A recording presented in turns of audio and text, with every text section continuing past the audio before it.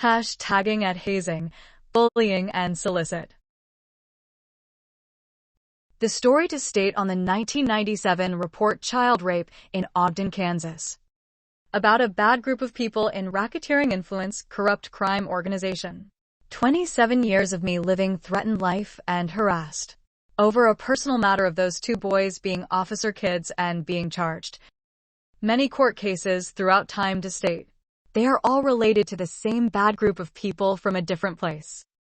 Even the KBI Attorney General to be there throughout time in 27 years of this harassment of a threatened life. Relating to the same issue.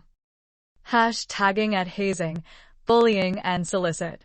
At racketeering influence, corrupt crime organization. Child victim. Human and child trafficking. Drug trafficking. Kansas Code racketeering businesses. Racketeering and profiteering. Human and child profit in prostitution. Federal civil rights. Human rights violation.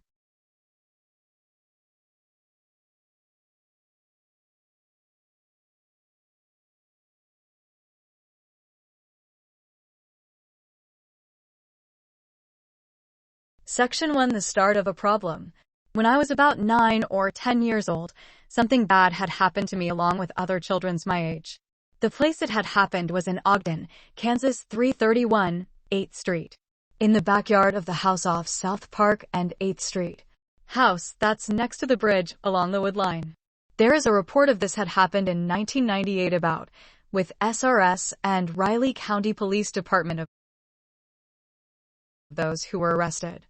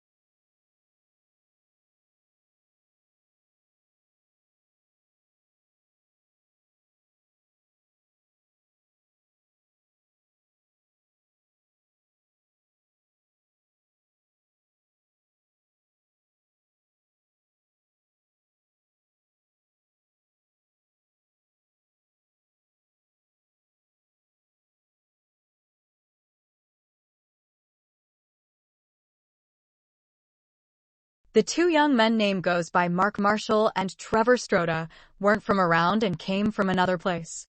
One of them being 18 and the other just close to turning 18 years of age were both charged as adults on account of rape on children while using drugs. While caught in the act, there was a little park at the end of 7th Street, next to South Park Street. Just some sand, a tractor tire, half of it buried in sand, next to a woodline and private savage yard or private property. It's where most kids would go out to play. They approached us and said that they ran out of gas, or it was a minor repair. They were manipulating and luring us to go help them, which they think that we could fix it, very ensuring that we could. Body movements of arms reaching out like a right-wing position in basketball or like hurling a crowd of cows. They changed the subject as an interest in looking at a bus, camper house on wheels or like a clubhouse. It was only 3 to 4 houses down on South Park on 8th Street. Behind 331 8th Street. The house by the bridge at end of the street that everyone in the neighborhood knew. Scott, his daughter who is mentally disabled, wife, passed on him ago. I was the one telling those kids while walking with them that they are strangers, and haven't you learned that in school? Stranger danger? Let's go back. I spoke. But they were much bigger than us, the 4-year-old boy said. Yeah, the others said. One girl and another boy. Even those 2 guys said they were much bigger than us. With that said by them, they added calming insurances of words to say that we are just helping people in need. What we are doing is a good deed. I was on the right end, meaning 4 of us were side by side. I was next to the 4-year-old boy. Next to him was another boy around my age with a 4-year-old girl at the other end, with Trevor on the left with those kids and Mark on the right. The boy and girl were together and I have never seen them before. They came out of the wood line, and to also mention they were talking as to expecting those 2 men. Saying we can't escape. Or that if some were not on the list and didn't care as to planned who is being targeted or to join their corrupt government organization. 4-year-old boy. Knowing somewhat of the 4-year-old boy, because I see him once and a while as well as rumors and talk about by the other kids or parents. He was spotted at my school on the outside of the fence of the playground when the other kids and I would play. Weird, but to understand, I asked him once or twice about following me during confronting him when school ended that day. Also, about the rumors on his parents are strict, and that he was adopted. A short pause from him as I questioned him about it. To his response was surprised, and I was told. I knew about him from rumors, and from time to time seen him walking around near his home for about 4 to 6 months time frame. To him describing in details of the question, I asked him about following, watching and seen the 3 fights I got into during school that day and that they were all bullies in our school. Yes, he said, and he was told to keep an eye on me. Only me. From who he didn't say as I asked, your parents. Also, he said he would watch me all the time. Saying he's always there, his behavior was in confused state. Then to agree that he hides to awkward feeling of seeing everything while at home conversation to him not giving details. I had no clue whatsoever. I would have to explain to him as what hiding meant as I thought nonsense to even point towards trees and bushes, because I was unaware most times as I caught him several times through the time of his being around. Note, all I can say is, was I a target? How could he really hide that well? Being well know of surroundings while never plays with other kids and while at home? Of course, I was young and thought nothing of it as moved on to later figure out it was more than he just didn't know what he was trying to say. Note this is just to keep in mind as my thoughts goes. When I am coming or going to school and back to my house he would follow. Basically, something about government while walking home from school. As to walking home, I passed by a very close friend named Corey and his girlfriend Christina near the soon-to-be Korean church with connections that ties to corrupt organization later on. My friend was sent by his new girlfriend to fight me. Corey walked up to me and the boy, whispering saying to me to say that I forfeit and you're a coward. He walked away and saying he won. I said I got into 3 fights that day and exhausted, but I'll add you to the list as 4th fight. Corey wasn't a violent person at all. He considers me to be his best friend as our parents got along. Reaching 7th Street and walking past my trailer to walk with the boy to walk him home. Also talked about his mother as pointed towards a direction and that his mom is his mom, but the other one was not. Looking towards the front end of the trailer as other one. Meaning a man or stepfather who we hear from standing on 7th Street when arguing. His mother who I could see was halfway out the side deck of sliding door glass, as it would be called the back door of a trailer house or mobile home. These trailers were at the end, about 4 of them sideways from the rest on 7th Street. The driveway came in from South Park Street, from the alleyway between 8th Street and 7th Street. Seeing his mother, I could see a sort of resemblance, but did not see the other person. He asked me how I knew, because if you didn't notice while I was pointing everywhere that there are kids that come out to play every day as trailer park homes or homes in the neighborhood. military base right next to Ogden, Kansas as well. This was prior to going to that park that day where those boys came, meaning Mark and Trevor. He said that his parents would fight. Anyways, from Mark and Trevor, as we went to that park at the end of the road, they approached us with the two unknown kids that came out of the wood line that I have never seen before. Then to be forced in a way towards the bus, so I said while approaching the house, 331 on 8th Street, I knew that man. They said he wasn't home, and I said he is home, and that he is always there or home like Scott had said. They responded, we knocked on the door and looked through the windows. Scott was the homeowner who lives there. They did change subject as they knew him, and that they were camping out in his backyard all weekend. That they said that they needed to get out from behind that man's yard before he comes home because they didn't know him. As they ran out of gas from broken down and had to push it up there with out of sight. To them clearly making it a point that no one is there. I did knock on the door a lot, and the idea of that I also started to look through the window next to the door I was knocking on. Because Mark said he knocked and looked through all the windows to him not being there.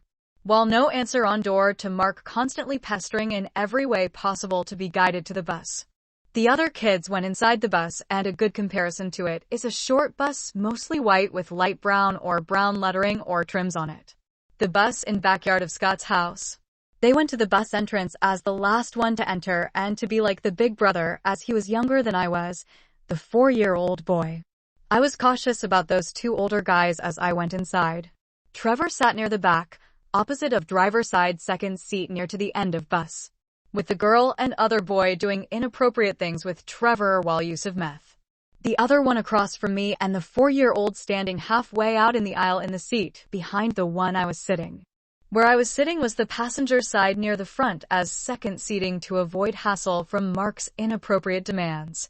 Also, it was for escape or survival tactics when he moves to the back. Mark across from me in the other seat. Mark saying, isn't this the coolest thing you ever seen? And how it was like a house that moves to say it was like an RV. A house on wheels to also say a clubhouse.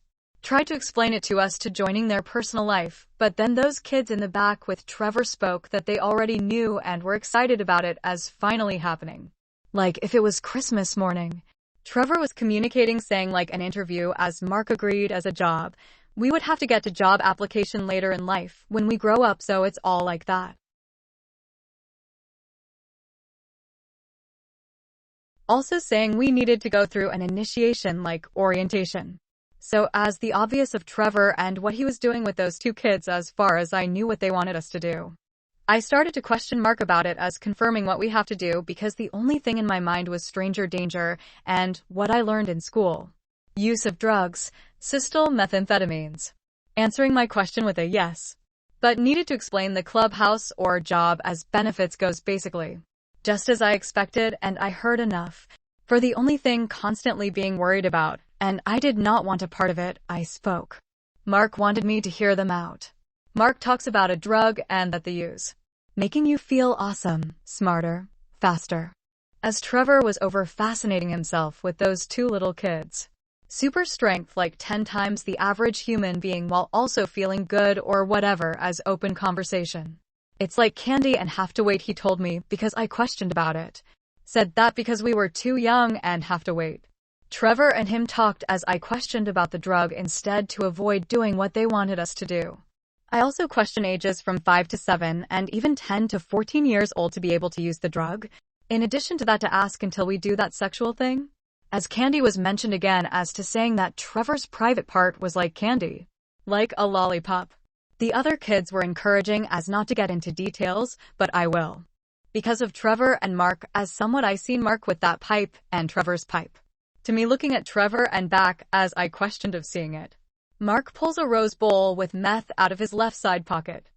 I didn't want to be part of it as before as saying. To topic on vehicle problem to gas is empty and saying someone will be here as on their way, but it was a lie. To steer back on track to Mark saying once again, all I'm saying is to hear me out. Basically, a planned out life and do anything you want with a successful career. A good life or to have a hard life. Safe and protected by authorities. Compared to having a hard life and no life at all. Hard life. To check with Mark as Trevor asking him about having a hand towel and Mark went back there. Meanwhile, I acted fast for chance to talk to the 4-year-old boy. I lowered my voice to him about wanting to get out of here and be saved. That I'll help him, just hold on to my hand. He said, how could we get out? They're bigger than us, and that the bus door was not going to open. Then he explains that there is a lever and a grown person or someone big has to do it. I was only concerned of the door as from the start as entering it and watching how wore out it was after inside to see him close it. I told him the bus door is weak and broken. That I could squeeze out with ease due to fold-in bus door with middle gap opening was 1 inch to 1.5 inches while flimsy looking. Told him to trust me on this, and he agreed. Mark comes back. He tried to persuade, as saying to think of a lollipop and like it's candy. Just think of it like that, and it is just like it. About clubs and clubhouse rules as trying to force initiation said, after Trevor says hurry up. A better life, opportunities and power of protection basically, and at least you be a success. But without choice of what you'll be. It is better than a hard life. The first attempt to escape. Then as Trevor was asking about meth and his bowl is empty for more to Mark going back there again. I might not get another chance like this one, and it was time to make a break for it, or escape. I was at the last to second step, while Mark is guarding and bullying now. I did notice the door to get a better angle on it as heavier than I thought. If I didn't try to recapture the 4-year-old boy as going back. But of course, he won and that I gave it my all. My thoughts as slightly pressing on the door and examining the door gap that's in between. I thought about the boy I forgot to save. That if I cannonball from the top of the stairs, as the looks of the flimsy door would be my best shot, and to save the boy.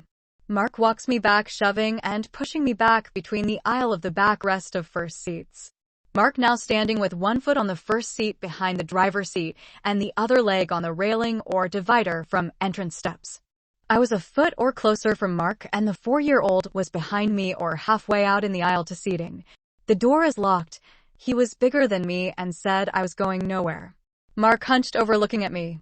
To me being struck very hard across my face, as well as my face turned to the side, as in with his hand that struck my face, meaning to not let us go nowhere, as Trevor and Mark was communicating back and forth, but while Trevor couldn't move as to busy. I see another escape route, but it was going to be tricky because it was going through a gap under his legs and out the bus door. Then to launch by throwing my body at and through the door, should do it with how things looked with that bus door. I turned to my friend and said, are you still with me to get out of here? The 4-year-old boy was cautious and said that he wanted to stay. To listen to them because he wants to have a better life. And that we should hear them out. I told him they are going to rape you. He responded that he doesn't mind, and that everything they are saying makes sense, because that's the problems his parents always arguing about. He was scared naturally that the escape plan failed. I would have tried to save them all, but the others were too far back there. As I was talking to him to make sure, as well as needing cooperation, like insurance of 110% sure of saving his life, as sharing my plans with him to grabbing on with a wrist lock holding hands. Mark said, you know, I can hear everything you're saying, it's not going to work. I then turned my head to the side, and I replied, I know, and I wasn't whispering to be correct while turning my head back. I told the 4-year-old if he wanted to be saved, as I could save him guarantee. To ensure him I would do all the work, and my hands have my full body lock, that I would do that for him. To get into details on lock is explained best to a ledge or mountain situation. If the falling person is locked in with the one saving and saving one as well locked in. If locked in and slipping farther to death, meaning bodies to the end point. If both people do not release, then both are going to fall down. Distraction tactics. I knew naturally that my body and strength, as well as my heart, that I could without thinking back then. Took a few times to ensure that I could save him. Finally, after the 3rd time asked, as he said yes. I told him to stick out his arm and hand, also never to let go. But he can hear us. I countered with, I know. Just trust me and I would do all the work, that even dragging him off as half my size, I would think he would fly out of there, if you know what I mean. But he was worried it was not going to work, but he was aboard with my plan. The plan was set. The only plan I didn't say, but kept in mind, was distraction. When I was talking or during talking, I gunned it. As talking as a distraction tactic. With me grabbing his wrist fast and didn't feel lock on by him. But I wasn't thinking because I knew he was listening and I wasn't stupid. As I went under his leg, he drops down between us to lift back up from awkwardness of the body position as to being stuck or trapped. Mark's back against mine complicating the capture. Something snagged like a fishing hook under a rock, but more like an anchor stuck under a mountain as second pull. I tried to pull without looking then to look back, after the second pull. Mark's head crouching down looking under and between his legs at me. Mark then jumps completely over the 4-year-old, as he did at a point look under his leg to a behavior of actions of shocked.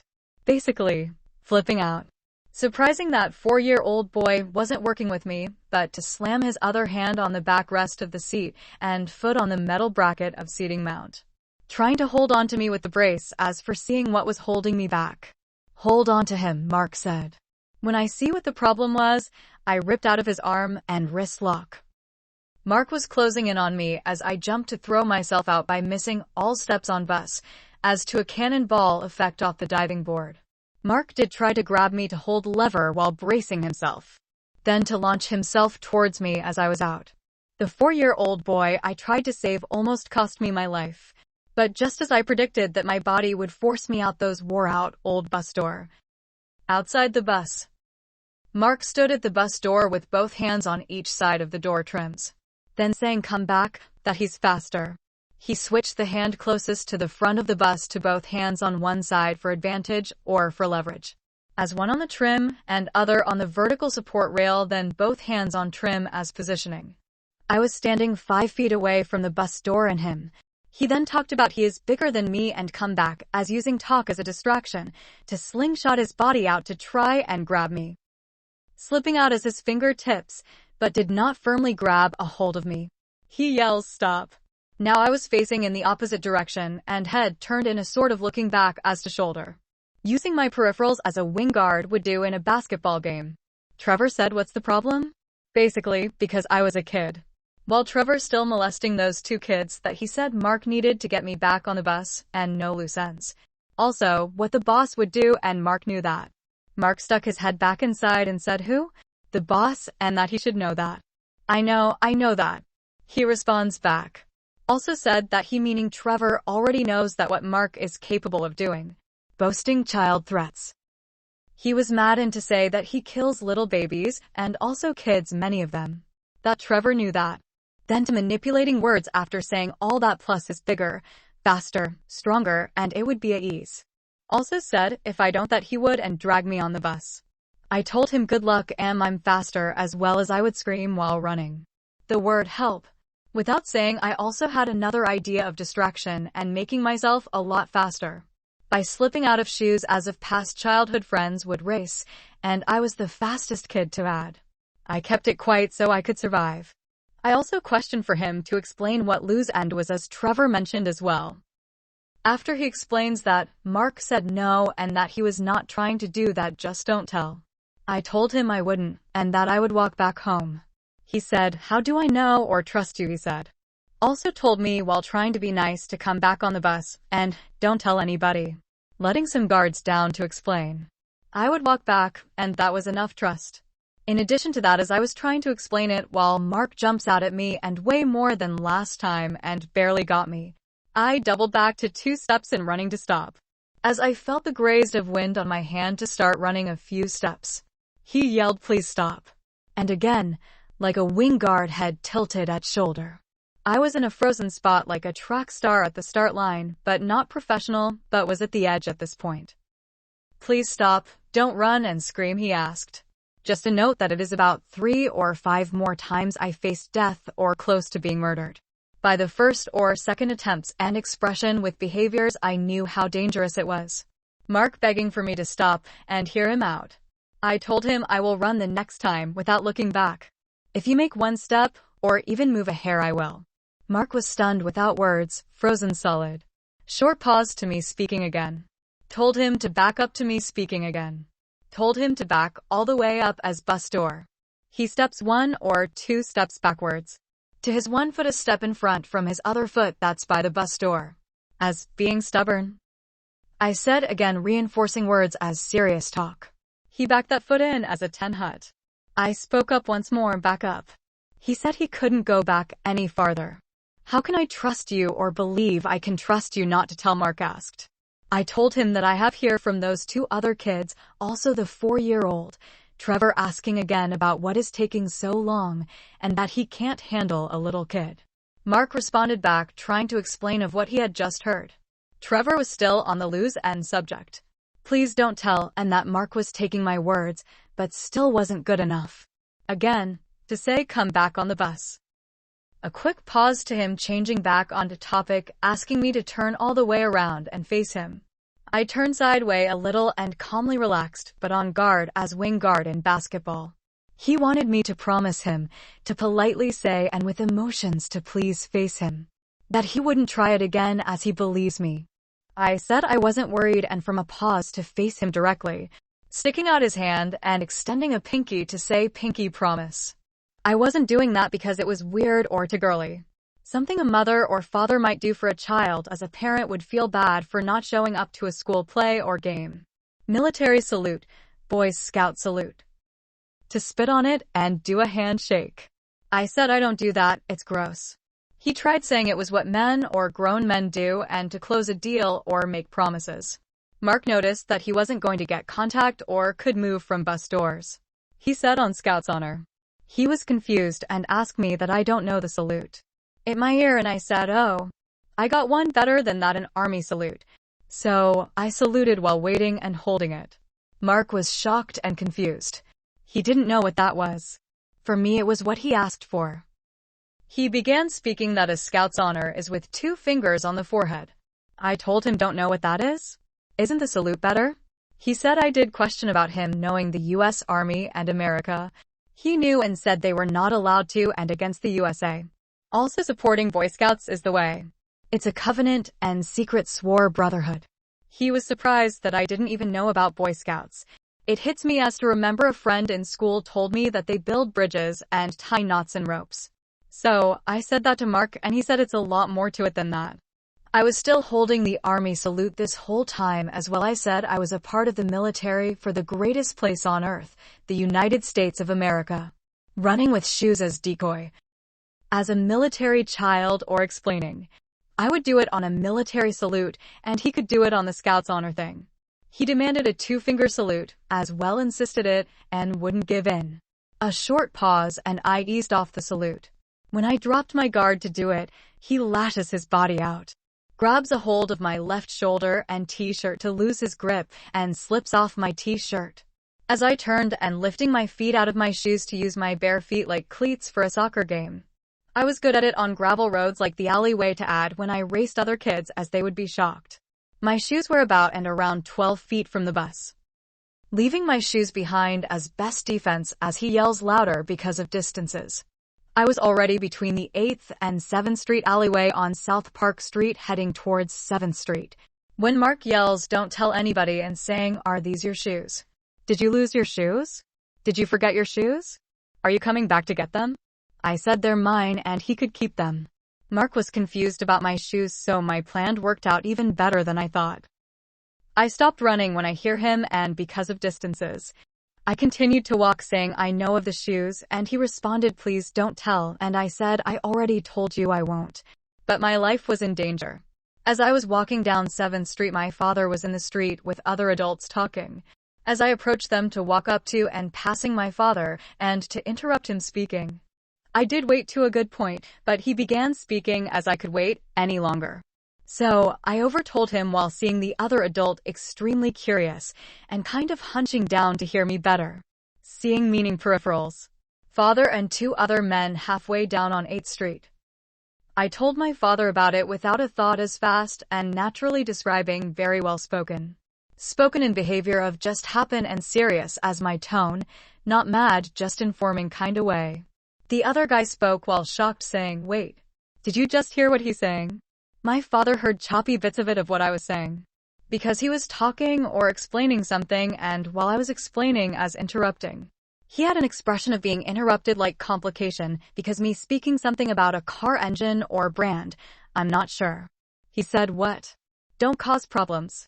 The guy said that did you hear what he said, and that it was important as he was shocked on how smart or well I spoke on natural outburst in very informative way. Something I couldn't do again without thinking and slowly speaking with missing details. It was really good and fast-spoken from start to finish. I really never come to my father of problems for very rare meaning. I never come to my father of problems as troubles hardly never. I didn't make troubles as why. So, I said I know. I kept walking, for me saying when have you ever seen me or come about a problem to say to you.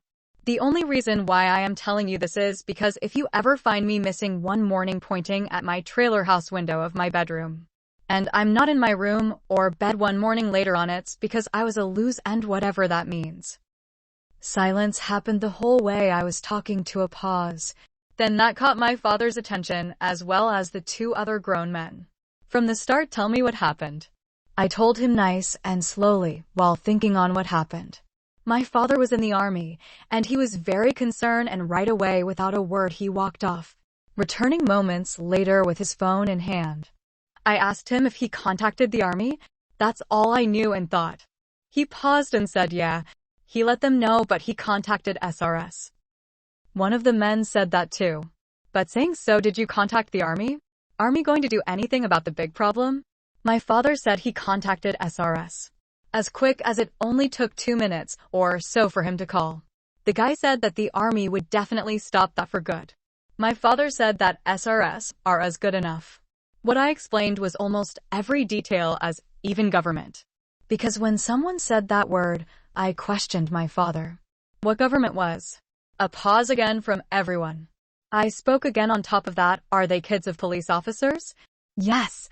The other guy said that I knew what they were talking about, and I was a very smart kid. SRS and the charge they got. Captured them in the act or while it was going on is still happening. 3 kids being raped while using drugs. Charged as adults as child rapist. They didn't do much time in jail as Mark's father went to a very rich man, CEO Schwanz for money. So, his son Mark Marshall to have a better life. They were mad and Mark's father is a Saline County police officer. The harassment was just beginning as the problem of Mark Marshall. Making my life a hard and tough live to live. Ongoing harassment. Note, Mark comes back with unbelievable resources and friends in uniforms along with abuse and manufacturing meth to poison our town later on. When I was 17 years old a shed was built in the alley by 15 or less police not from around saying government people. Between S. Walnut and S. Elm St. in alley of 9th and 8th Street. Many witnesses along with families of the military to inform me shortly before. They came there for a purpose. To learn more in timeline. Not long after SRS, the bombing on Pat's Pawn Store in Ogden, Kansas. Afterwards the changes that happened and they didn't waste no time to cause problems. Unexpected changes to happen with both parents. Like where my dad was working at for the supervisors in a way before they didn't to come out of the woodworks and hassling. My mother being hounded by a new group of people that had a new building renovated calling it the Korean Church off South Walnut Street on the corner of 11th Street. These new people were in a large group and have never seen them before. It was very obvious before this not too long right after the incident happened of the SRS being reported and those two were charged. That they had forced or given a task by making a deal or threat to the pawn shop man that is in my second section of a story.